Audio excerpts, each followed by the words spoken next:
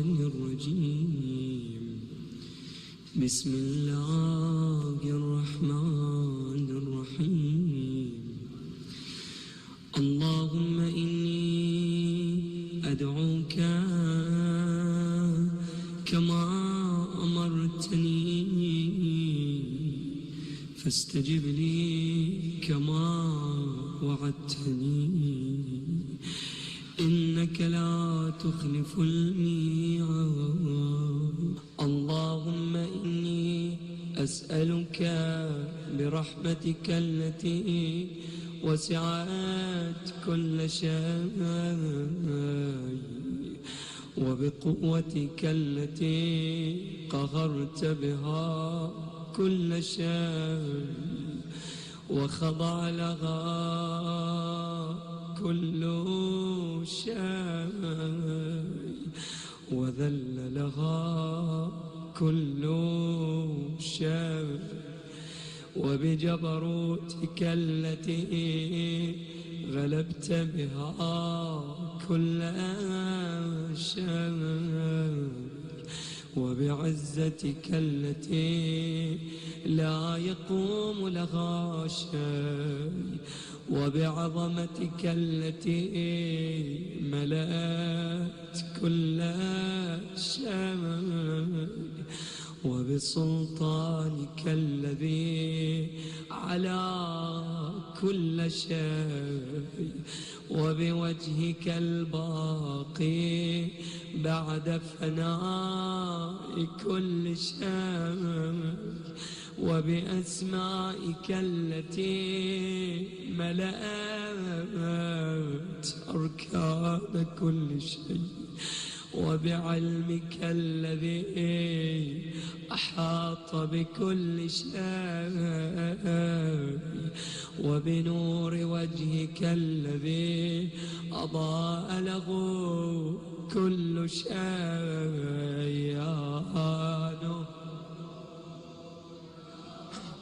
دوس يا أول الأولين ويا آخر الآخرين. اللهم اغفر لي الذنوب التي تهتك العصام. اللهم اغفر لي الذنوب التي تنزل النقام. اللهم اغفر لي الذنوب التي تغير النعم. اللهم اغفر لي الذنوب التي تحبس الدعاء. اللهم اغفر لي الذنوب التي تنزل البلاء. اللهم اغفر لي كل ذنب أذنبته وكل خطيئة أخطأتها. اللهم إني أتقرب إليك بذكرك وأستشفع بك إلى نفسك وأسألك بجودك أن تدنيني من قربك وأن توزعني شكرك وأن تلهمني ذكرك. اللهم إني أسألك سؤال خاضع متذلل خاشع أن تسامحني وترحمني وتجعلني بقسمك راضيا قانعا وفي جميع الأحوال متواضعا. اللهم وأسألك سؤال من اشتدت فاقته وأنزل بك عند الشدائد حاجته وعظم فيما عندك رغبته. اللهم عظم سلطانك وعلى مكانك وخفي مكرك وظهر أمرك وغلب وجرت قدرتك ولا يمكن الفرار من حكومتك. اللهم لا أجد لذنوبي غافرا ولا لقبائحي ساترا ولا لشيء من عملي القبيح بالحسن مبدلا غيرك. لا إله إلا أنت سبحانك وبحمدك جميعا ظلمت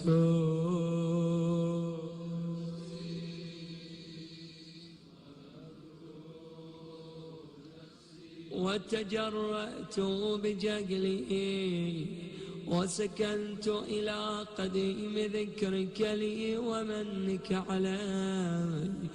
اللهم مولاي كم من قبيح سترته وكم من فادح من البلاء أقلته وكم من عثار وقيته وكم من مكروه دفعته وكم من ثناء جميل لست آلا له نشرته. اللهم عظم بلائي وأفرط بي سوء حالي وقصرت بي أعمالي وقعدت بي أغلالي وحبسني عن نفعي بعد آمالي وخدعتني الدنيا بغرورها ونفسي بخيانتها ومطالي يا سيدي فأسألك بعزتك ألا يحجب عنك دعائي سوء عملي وفعالي ولا تفضحني بخفي ما اطلعت عليه من سري ولا تعاجلني بالعقوبة على ما عملت في خلواتي من سوء فعلي وإساءتي ودوام تفريطي وجهالتي وكثرة شهواتي وغفلتي. وكن اللهم بعزتك لي في الأحوال كلها رؤوفا وعلي في جميع الأمور عطوفا.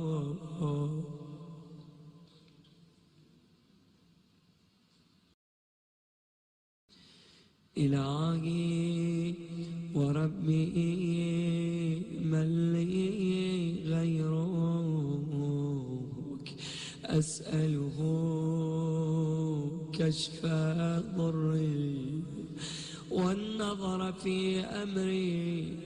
إلهي ومولاي أجريت علي حكما اتبعت في هوى نفسي ولم أحترس فيه من تزيين عدوي فغرني بما أهوى وأسعده على ذلك القضاء فتجاوزت بما جرى علي من ذلك بعض حدودك، وخالفت بعض أوامرك، فلك الحجة علي في جميع ذلك، ولا حجة لي فيما جرى علي فيه قضاؤك، وألزمني حكمك وبلاؤك، وقد أتيتك يا إلهي بعد تقصيري وإسرافي على نفسي، معتذرا نادم منكسرا مستقيلا مستغفرا منيبا مقرا مذعنا، لا أجد مفرا مما كان مني، ولا مفزعا أتوجه إليه في أمري غير قبولك عذري وإدخالك إياي في سعة من رحمتك. جميعا بأعلى الأصوات: اللهم فاقبل عذري وارحم شدة ضر، وفكني من شد وثاقي، يا رب ارحم ضعف بدني ورقة جلدي ودقة عظمي، يا من بدأ خلقي وذكري وتربيتي وبري وتغذيتي، هبني لابتداء كرمك وسالف برك بي، يا إلهي وسيدي وربي، أتراك معذبي بنارك بعد توحيدك، وبعد من طوى علي قلبي من معرفتك، ولهج به لساني من ذكرك، واعتقده ضميري من حبك، وبعد صدق اعترافي ودعائي خاضعا لربوبيتك، هيهات أنت أكرم من أن تضيع من ربيته، أو تبعد من أدنيته، أو تشرد من آويته، أو تسلم إلى البلاء من كفيته ورحمته.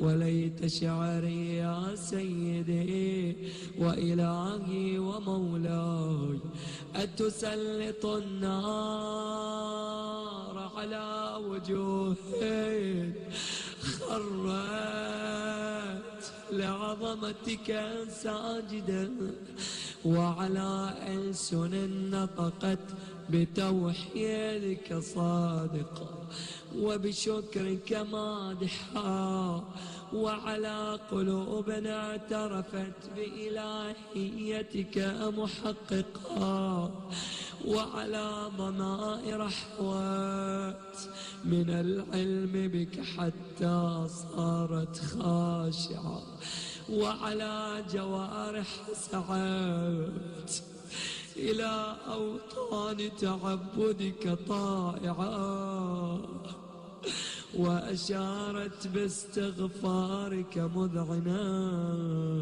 ما هكذا ظنوا بك، ما هكذا، ولا أخبرنا بفضلك عنك يا كريم. يا ربي يا ربي وأنت تعلم ضعفي، عن قليل من بلاء الدنيا وعقوباتها وما يجري فيها من المكاره على أهله، على أن ذلك بلاء ومكروه قليل مكثور يسير بقاؤه قصير مدته.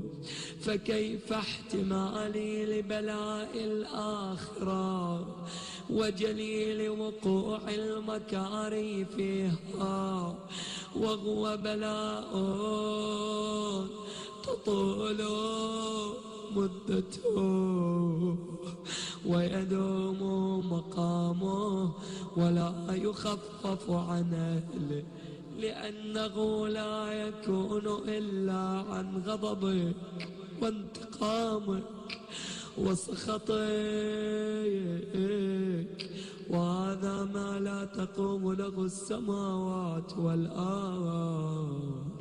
يا سيدي فكيف بي وأنا عبدك الضعيف الذليل الحقير المسكين المستكين. يا إلهي وربي وسيدي ومولاي، لأي الأمور إليك أشكو ولما منها أضج؟ لأليم العذاب وشدته أم لطول البلاء ومدته؟ فلئن صيرتني للعقوبات مع أعدائك وجمعت بيني وبين أهل بلائك وفرقت بيني وبين أحبائك وأوليائك، فهبني يا إلهي وسيدي ومولاي وربي. صبرت على عذابك فكيف أصبر على فراقك؟ وهبني صبرت على حر نارك فكيف أصبر عن النظر إلى كرامتك؟ أم كيف أسكن في النار ورجائي عفوك عفوك؟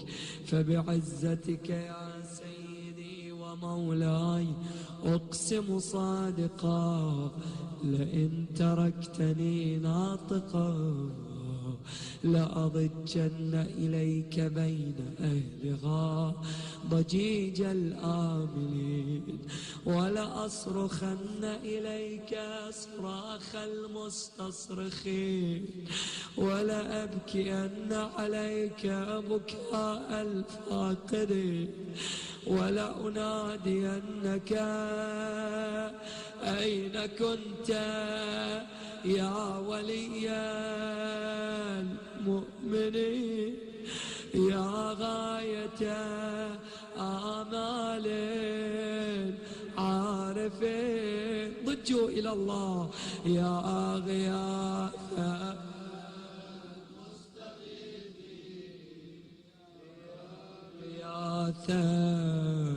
مستغيثين، يا غياث يا غياث يا حبيب قلوب الصادقين ويا إله العالمين. أفتراك سبحانك يا إلهي وبحمدك تسمع فيها صوت عبد مسلم سجن فيها بمخالفته وذاق طعم عذابها بمعصيته وحبس بين أطباقها بجرمه وجريرته، وهو يضج إليك ضجيج مؤمل لرحمتك ويناديك بلسان أجل توحيدك ويتوسل إليك بربوبيتك يا مولاي. فكيف يبقى في العذاب وهو يرجو ما سلف من حلمك، أم كيف تؤلمه النار وهو يأمل فضلك ورحمتك، أم كيف يحرقه لهيبها وأنت تسمع صوته وترى مكانه، أم كيف يشتمل عليه زفيرها وأنت تعلم ضعفها، أم كيف يتقلقل بين أطباقها وأنت تعلم صدقه، أم كيف تزجره زبانيتها وهو يناديك يا رب، أم كيف يرجو فضلك في عتقه منها فتتركه فيها، هيهات ما ذلك الظن بك ولا المعروف من فضلك ولا مشبه لما عاملت به الموحدين من برك وإحسانك، فباليقين أقطع لولا ما حكمت به من تعذيب جاحديك وقضيت به من إخلاد معانديك، لجعلت النار كلها بردا وسلاما وما كانت لأحد فيها مقرا ولا مقاما، لكنك تقدست أسماؤك أقسمت أن تملأها من الكافرين من الجنة والناس أجمعين، وأن تخلد فيها المعاندين، وأن تجل ثناؤك قلت مبتدئا وتطولت بالإنعام متكرما، أفمن كان مؤمنا كمن كان فاسقا لا يستوون. إلهي وسيدي فأسألك بالقدرة التي قدرتها وبالقضية التي حتمتها وحكمتها وغلبت من عليه أجريتها، أن تهب لي في هذه الليلة وفي هذه الساعة كل جرم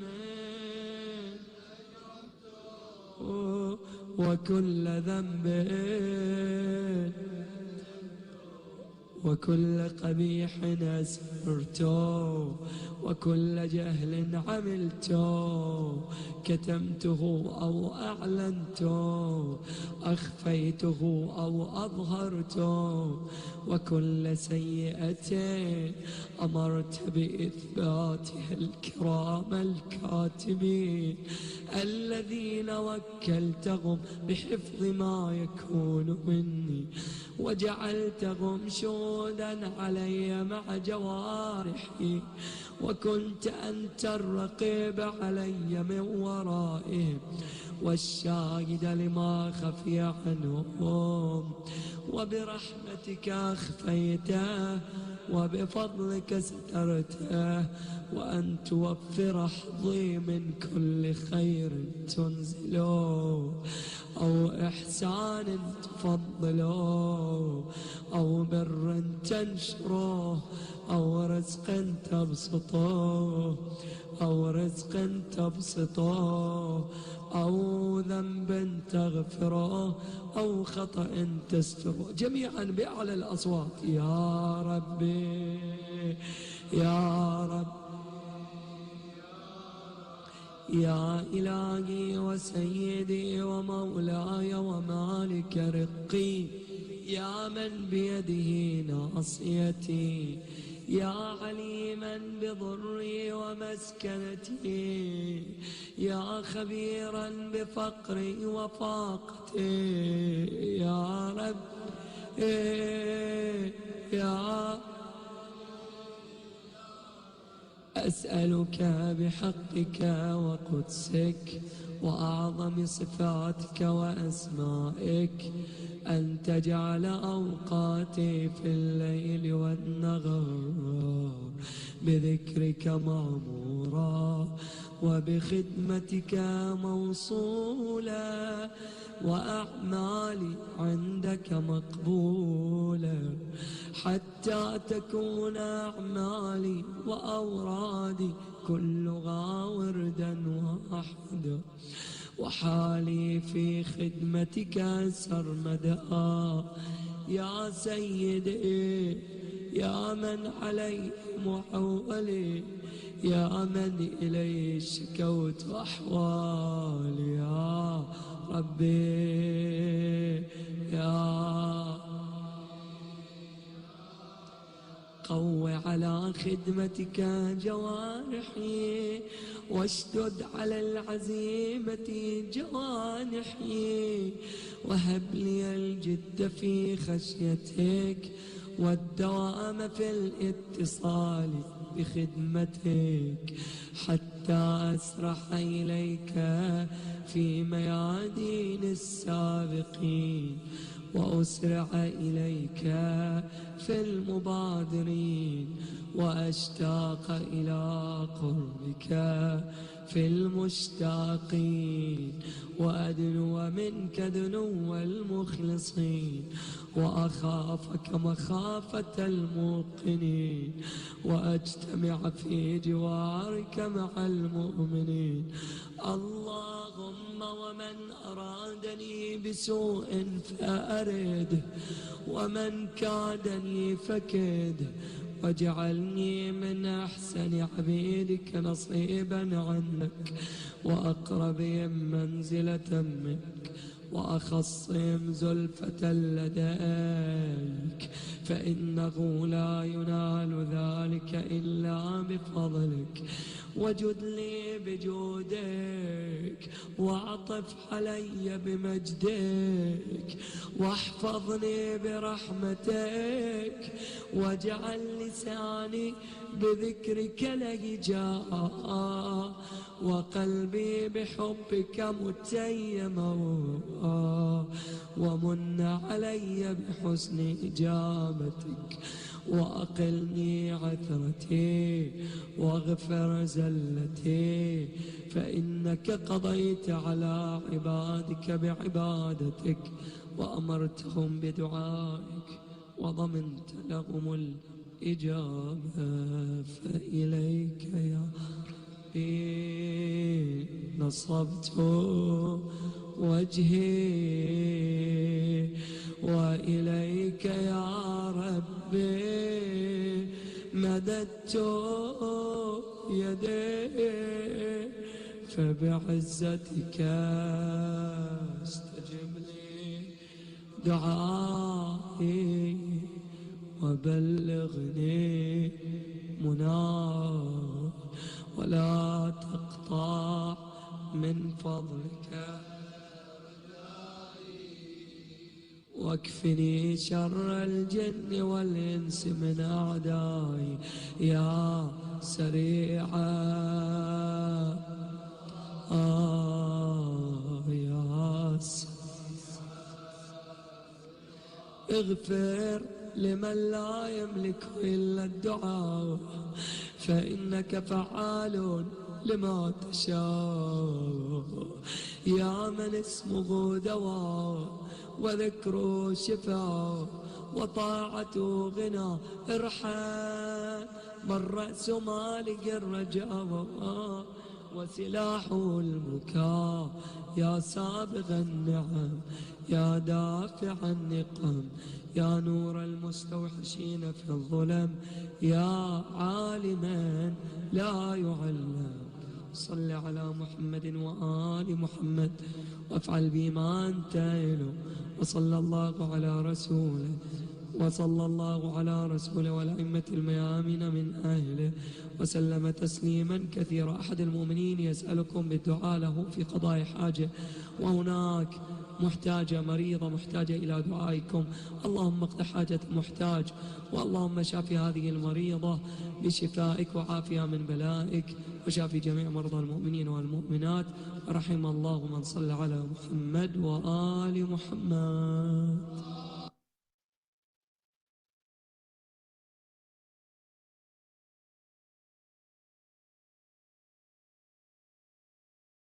أعوذ بالله من الشيطان الرجيم.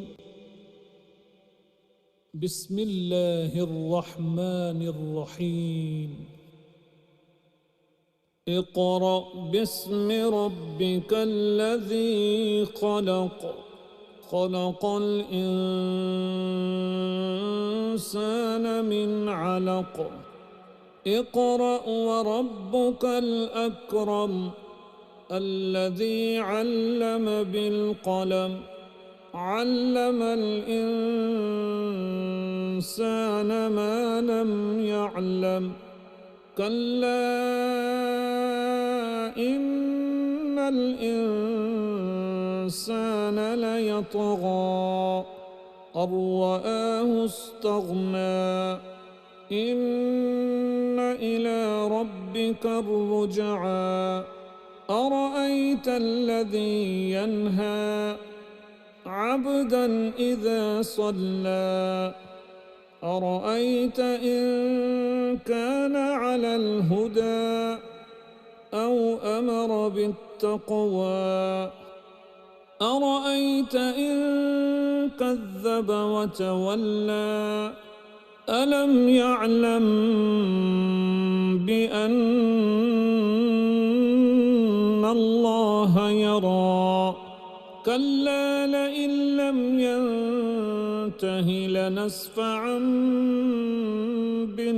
بالناصية ناصية كاذبة خاطئة فليدع ناديه سندع الزبانية كلا لا تطعه واسجد واقترب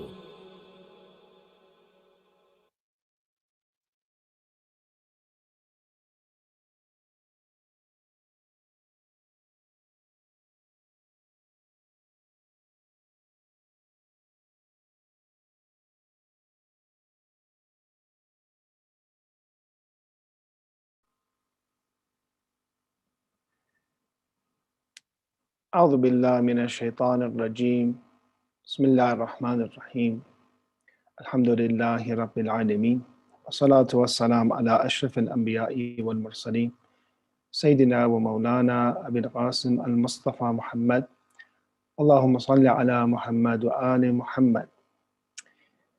Thank you for joining us. Today we're going to be talking about a very important topic, and that is when we read this verse in the Holy Quran, Ya ayyuhan nabi inna arsalnaka shahidan wa mubashiran wa nadhira. O Prophet, indeed we have sent you as a witness and a bringer of good tidings and a warner. وَدَاعِيًا إِلَى اللَّهِ بِإِذْنِهِ وَسِرَاجًا مُنِيرًا. And one who invites to Allah, to God, by His permission, and an illuminating lamp. From this verse of the Holy Quran, we understand that the Holy Prophet of Islam was an illuminating lamp while he invited people to Islam.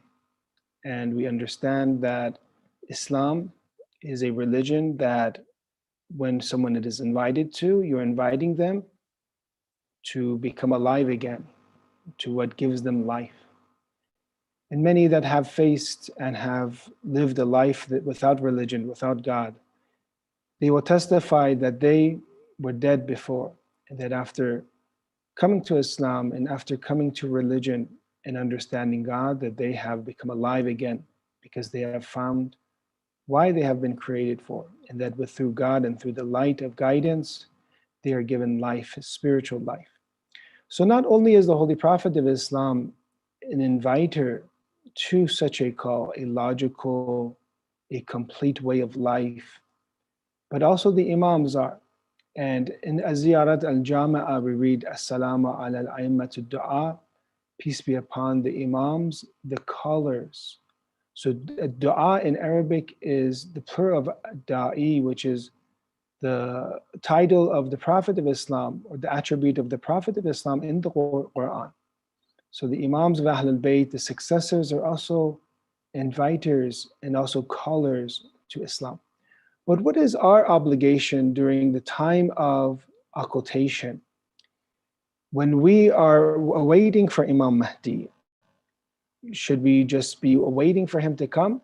Because we understand that the dhuhur, the advent is for certain, and it will happen no matter what. So whether we are active or not active, it does not matter. This will happen. So therefore, what we do doesn't really have an effect. Or do we have this viewpoint that actually we have responsibilities, we are accountable, and that the prolongation of the occultation of Imam Mahdi Ajallahu Ta'ala Faraja is due to our actions and due to actually our inactions. And that when we prepare ourselves, prepare our family, our community, we prepare the world for the advent of Imam Mahdi, that this will help and aid in his coming back. So obviously one that has a logical mind would choose the latter, meaning that Imam Mahdi's return is also, we play a role, an important role in his advent or in his zuhur. When you look at the philosophies behind the ghaybat of Imam Mahdi, you understand also that besides Allah choosing to protect the holy Imam, that Allah also wants him not to give allegiance to any type of tyrant. So my question to you is this, is that if the Imam had enough supporters, if the Imam had enough followers, that he would not give bay'at or allegiance to any tyrant, that he would be supported in his mission fully, then wouldn't the Imam come? So the answer is yes, these are some of the factors for the re-emergence or the reappearing of Imam Mahdi. So when you have this type of mindset, and we talked about this last week, having an intellectual mindset when it comes to awaiting, having a spiritual mindset when it comes to awaiting, that you are using your intellect, you're using your aql, and you understand that there are reasons for the occultation taking so long, and you understand the benefit of Imam Mahdi Ajallahu Ta'ala Faraj coming back, that faraj, that removal of grief is for everyone, is for you, is for me, is for everyone, and it is for everything that possibly is going wrong in the world, every type of injustice, every type of dhulm and oppression, every type of spiritual diseases and problems of the heart that we understand, any type of poverty that we face, this will all be removed when Imam Mahdi Ajallahu Ta'ala Faraj comes back and establishes the promised rule and governance over the world with Prophet Isa alayhi salam, with Jesus alayhi salam. And you understand it will be a world of unity, it will be a world of religion, a world of prosperity and felicity for everybody. And suffering will no longer, as how we face it today, will no longer exist. So it is our faraj. So what is our duty during the occultation? Our duty during the occultation is obviously to try to fulfill some of the roles and burdens of Imam Mahdi in his absence, in his physical absence, because spiritually we are benefiting from him, just how we benefit from the sun behind the clouds. So our role is to be very active. Our role is to make the dhuhur of Imam Zaman our number one priority in our lives, because everything else will be resolved. You saw that when the pandemic happened, they said that how can we solve this problem? Because we had issues like in the Spanish flu, that the pandemic would take 2 or 3 years possibly for it to be resolved and for everyone to become immune. So everyone put their minds together and they tried to formulate, in different countries, tried to formulate a vaccine, and this would solve the problem at hand. This will give vaccination to the world, and this will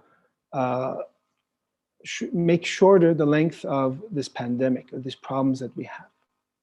So when we realize that there is a problem in the world, the intellectual awaiter, the logical awaiter, he comes to find a solution for this problem. And the solution is that people are neglectful, people are not understanding how important it is to be prepared for Imam Mahdi. We have become accustomed to occultation. We have become accustomed to injustice, to oppression, to being separated from God. And this is an absolute problem that we need to face and an absolute problem we need to solve. And it comes, the answer to this is by calling. The answer to this is by inviting. So tonight we're going to talk about one of the main responsibilities that the followers of Ahlul Bayt alayhimus salam have, because we have in detail, yes, all Muslims believe in Imam Mahdi, but we have details on who it is. We have details that he is born, he is an occultation, and we have instructions basically of what our duties are during the occultation. And we should always constantly remind ourselves what our duties are during the occultation. I'm going to start with this hadith from Shaykh al-Saduq brings in Kamal ad-Din, that brings some of the duties that we have during the occultation. It's a beautiful hadith. Actually, it's a hadith full of hope. It's a hadith full of light. Because, a lot of us, we say that we didn't choose to be born during this time. And maybe some of us might even say we didn't even want to be born during this time. This is a time that we are called the orphans of Ali Muhammad. We're the yatim and aitam. Who wants to be born as an orphan? Nobody.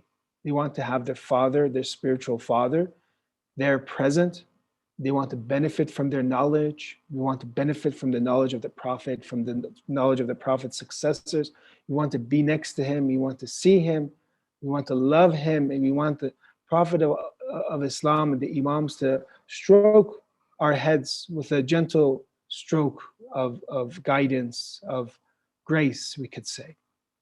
So we didn't want to be born here. But let's look at some of these traditions. And of course, Allah is Hakim, and He puts everything in Hakim, in a wise existence. He puts everything in the right place. We see in this tradition, Imam Ali ibn Hussein tells Aba Khalid, Ya Aba Khalid, inna ahla zaman ghaibatihi al-qa'ilina bi-imamatihi wal-muntadhirina li-dhuhurihi. So it talks about the period of occultation. When you look at the occultation, the hadith from the Prophet of Islam, from the different Imams, from Imam Ali, now we have from Imam Ali ibn Hussein, from Imam Sadiq, we have many traditions about the occultation to get us prepared, for this occultation, for this great test. So those who believe in the imamate, they have these conditions. They believe in the imamate. They're qa'ilina bi imamati wal muntadhirin. They're true awaiters. They await for his reappearance. They anticipate his reappearance. Afdalu min ahli kulli zamanin. They are better than every person or every people of all times. And this sometimes is astonishing. Every time you read this hadith, they are better than everyone else. So we have a capability to look at the bright side, because we know as the tests become more difficult, the reward is higher. When you are placed in such a test where you only understand about the Imams from, some of the hadiths say, white and black, meaning from writing. Your faith is from writing. It is not from observing the Imams physically. You have that ability to become the best of people as long as you are strong, as long as you stick with the wilayat of the Ahlul Bayt, as long as you're a true awaiter. What I wanted to mention is this part, these few characteristics of those that await, and how it relates to calling, and how the last characteristics we'll read is related to our discussion.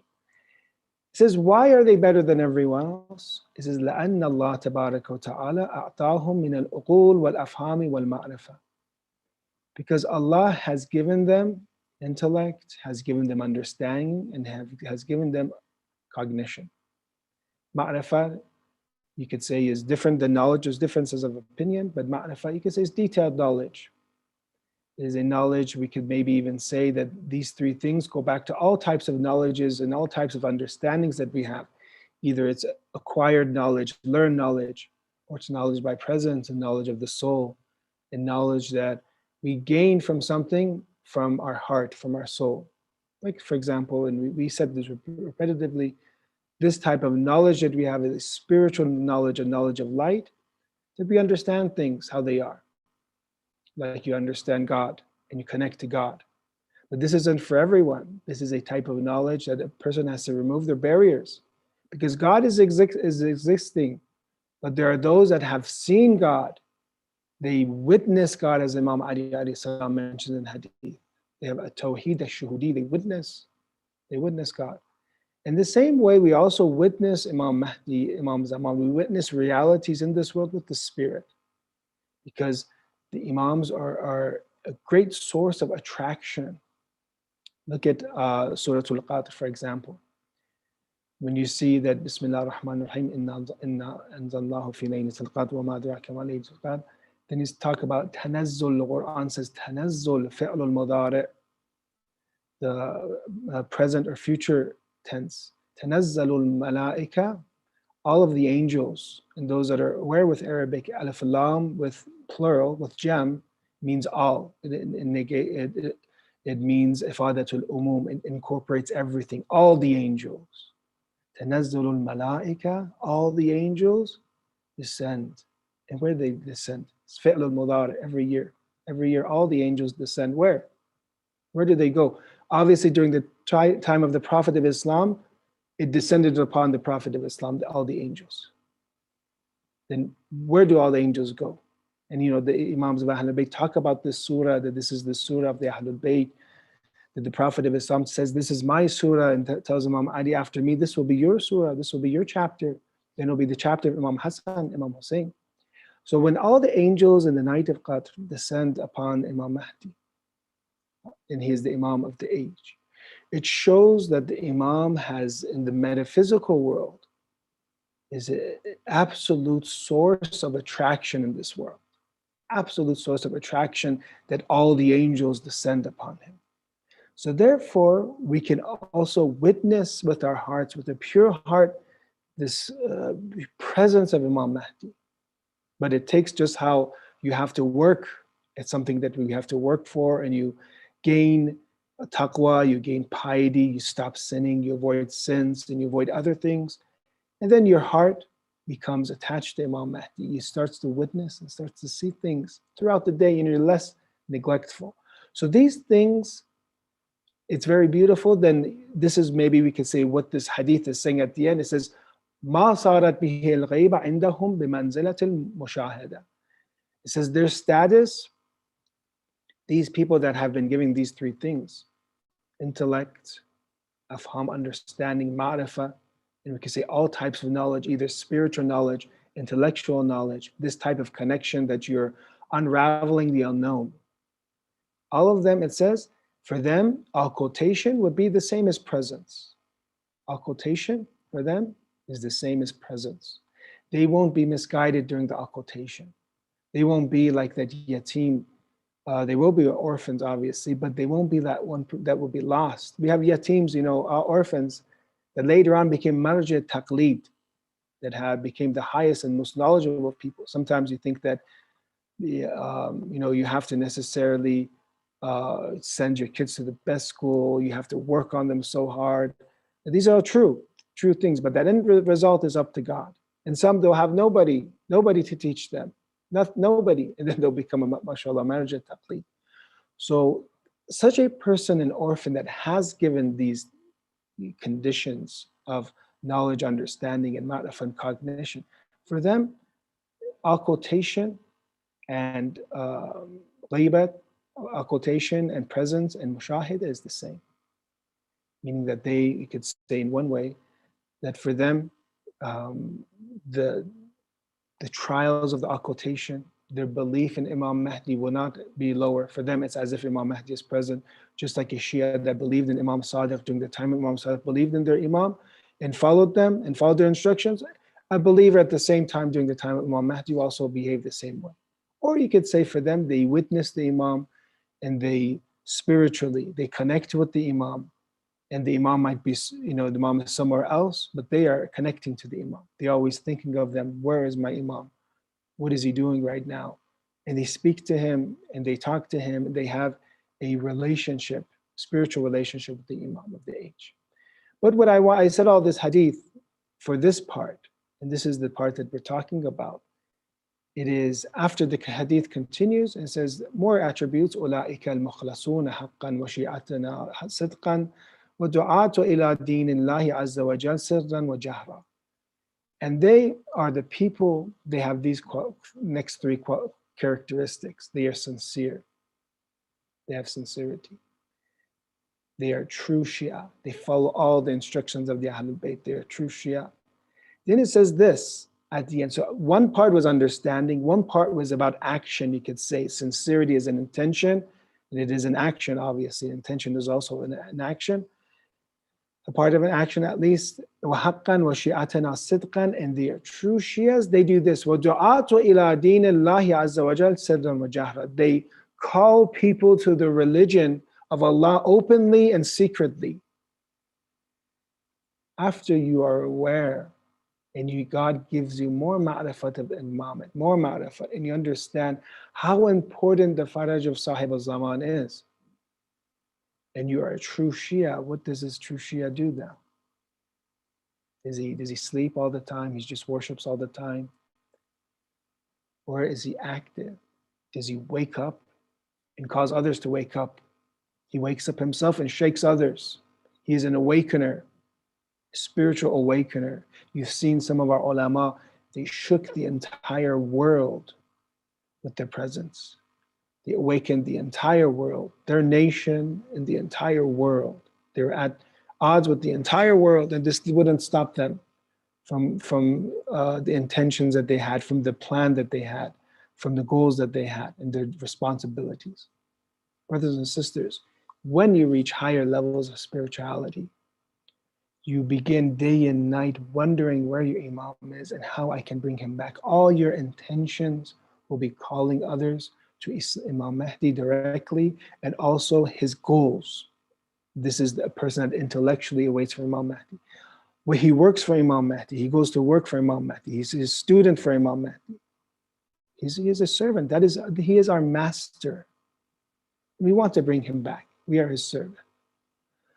So therefore, we see that such a distinguishing attribute of that they become also du'atu ila dinillah. So the Prophet of Islam, we've said in the Holy Quran, invites and calls towards religion. The Imams call towards religion, and also the Shias and the followers of the Imam, they call towards religion.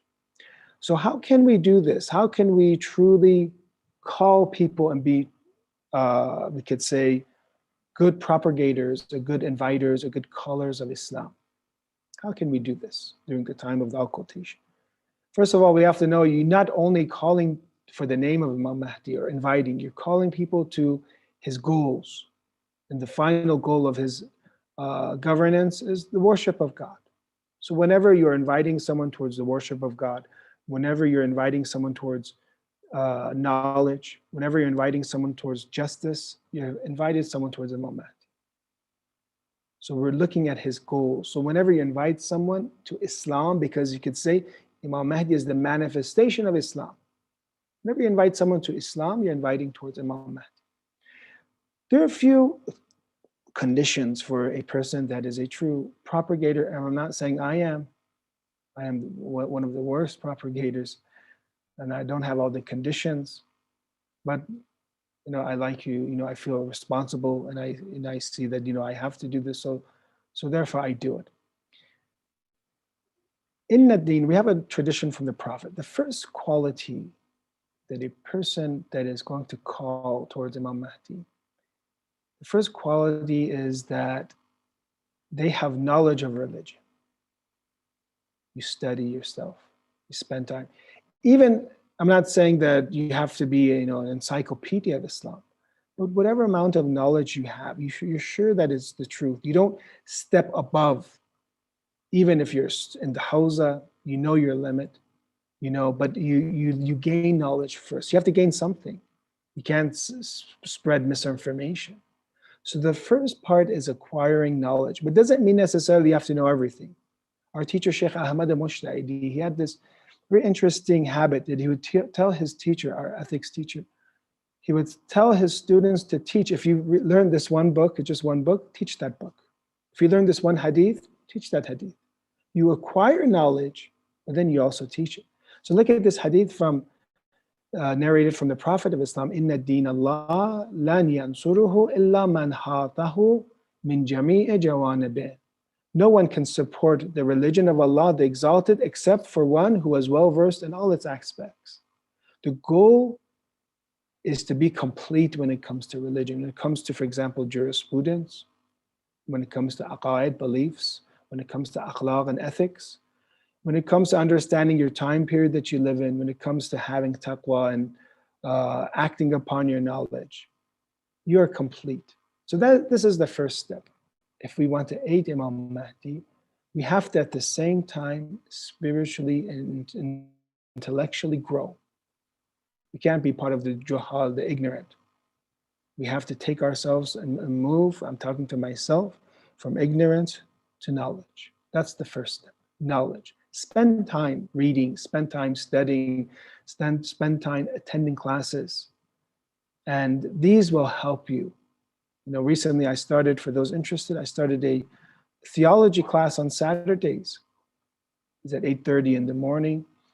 And I truly believe those that come to such classes, not mine or others, that teach theology and the way to prove things, prove the existence of God, prove the miracle of the Holy Quran, prove prophethood, prove imamate, prove the hereafter.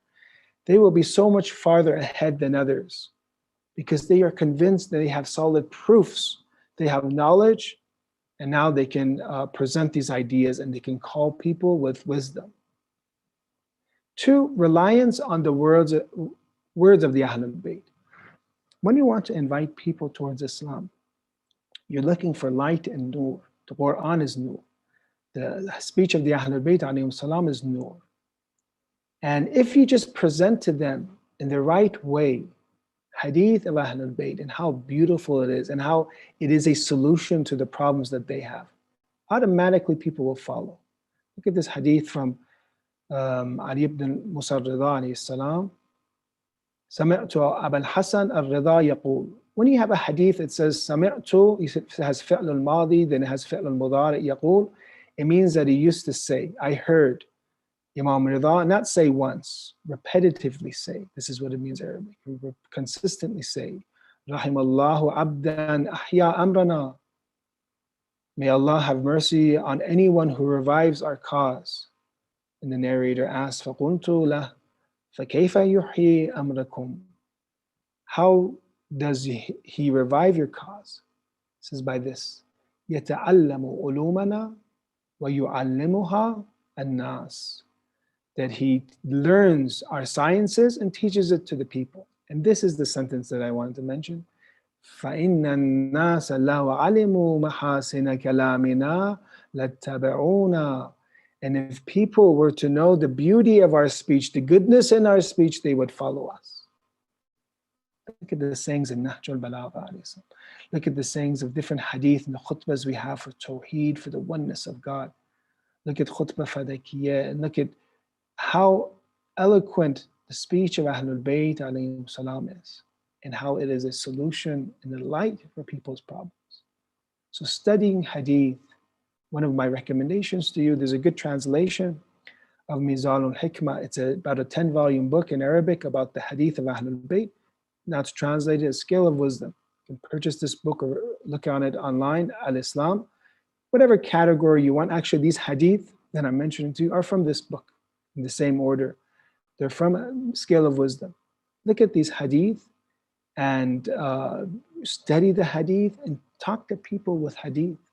Mention to them, even if you don't remember the wordings, you mention the message of the hadith, the context of the hadith. 3, sincerity. We need to have sincerity. 4, we need to have courage. Sometimes to talk, and I'm not saying you have to, the way, and we'll talk about this, the methodology used to invite others to Islam. Each one has to find out the correct method for themselves. It doesn't have to be sometimes very direct. It can be indirect. It can be with your actions. But what is important is you have that courage. You have that courage to be a da'i, and a propagator and a caller to Islam. Sometimes it's going to be tough. Sometimes speaking the truth is not going to be very easy. The Prophet of Islam mentions قُلِ الْحَقِّ وَلَا تَأْخُذَكَ فِي اللَّهِ لَوْمَةُ لَائِمٍ. Speak the truth and let not one's blame for obeying Allah affect you. You know, one of the biggest fears they say people have, maybe more than even snakes and scorpions and sharks when you're swimming. Now it seems like people are less afraid of sharks now because you're seeing they're swimming with them all the time, feeding them, petting them like a dog. But one of the fears that people have, and a lot of people have, is public speaking, to speak in public. And how is this fear, how do you conquer this fear? By practice, by practice. The youth should get used to presenting Islamic ideas, concepts in the masajid, to presenting in front of others, and not being afraid. Understanding this is a role and that this is what the Imam of the age makes him happy. By practice, at the end, you start becoming a little bit more comfortable, and then you notice, you know what, I already know how to talk. You know, I learned how to talk when I was 3 years old. You're just talking. You know, it's just more about that level of comfort, that level of courage that you have, that you keep practicing, and you get more comfortable. And at the end, Allah will help you, inshallah. So then you have that tawakkul. Honest, the 1, 2, 3, 4, 5, the fifth, honesty. To invite people with true statements. You know, not exaggerating the truth, not taking things out of context. Sixth, kindness. When you want to attract others and call others to Islam, it's going to happen with kindness, with a smile, with humility, not laughing at anybody's question. Sometimes someone might ask a question and you think it's funny, or you might think that it's, you know, not appropriate, or no, every question taking it serious. The Prophet of Islam has a very beautiful hadith. He says that I am invited to 2 things. Umirtu bimudaratin nas. I have been invited and commanded to be amicable towards people, to be kind towards people, to coexist very nicely with people. Kama umirtu bitabligh al-risala. Just like as much as I have been commanded to deliver the message. To being kind and friendly is part of the message of the Prophet of Islam. How important is it for him to spread the message of Islam? That responsibility, the same way to be kind to the people. So therefore, this is to be kind to people, to seek, because we're running out of time. I don't want to make it too long, because usually online programs, we're not going to have, you know, too much attention. Our attention span is going to be limited. So we'll wrap it up, inshallah. To give good advice, coherence of the heart and tongue, and preaching through action. Sometimes you don't have to directly tell somebody something. The fact that you are having taqwa and you're God conscious, it is doing more than speaking. Right? So to put all these things together, and to get a summary and to wrap up and conclude about tonight's discussion. And I want you, brothers and sisters, to think about this honestly. Do you have any more important obligation in your life than to bring back the Imam that is going to be a faraj for you, your family, your friends, the entire world? If you care about the entire world, someone, you know, right, when we're speaking, there are people starving, there are children starving right now. There are people that are under severe oppression, hundreds of years of oppression. Don't you want good for them? Don't you want relief for them? Don't you want to see them smiling? So pray for Imam Mahdi and see what is our role. Our role is to call people to Islam. And the best way, and this is the final advice, this was more individual. The best advice I can give is this at the end, is community, is doing and propagating Islam together. There are speakers I know that even when they want to speak, they have a team of researchers and they research the topics, because he doesn't have all the time to research everything. They research the topic, see if it's going to be relatable to the youth, to not, and then they prepare it for him and he looks at it and then he presents. His presentations are much better than one person that works by themselves. teamwork, group work. This is something I'm sure all of you are studying. You see how much more effective we are when we work together. At Inshallah Yasin Center, we have a lot of talent. I see a lot of people that from their professions or what they studied and what they know, putting all this together as a community. And then either if it comes to making videos, if it comes to writing, when it comes to programs that we have, when it comes to Sunday school for the kids, all of this group effort, you see, because one person can't do everything. One person has to supply, I don't know, the financial, be thoughtful of or think of the financial resources. One person has to think of, say, the social apps that we have and spreading the message through and they're good at social apps and different platforms. Or some person is good at speaking, some person is good at, I don't know, even later on a kitchen cooking. Each person can give their talents and the capabilities that they have, that resource that they have, they can give it to the center. And through this center, we can channel and solidify our efforts, and we can make progress, inshallah. So this is my biggest recommendation, is to strengthen our community, strengthen our center. Inshallah, it seems like from the news that we're receiving that later on, the vaccinations are going faster, and hopefully the number of cases of COVID will be coming down, and we have to be thinking of a plan to do, to be able to call and invite others. And remember this at the end, when Allah gives you this tawfiq, know that you are like those, attributed one of those qualities, taking one of those qualities of those that is truly awaiting for the Imam, that they are guiding people, they're doing a dua to ila deen Allahi azza wa jal sirran wa jahra. They are calling to people to religion openly and secretly, and they are inviting others to this beautiful path.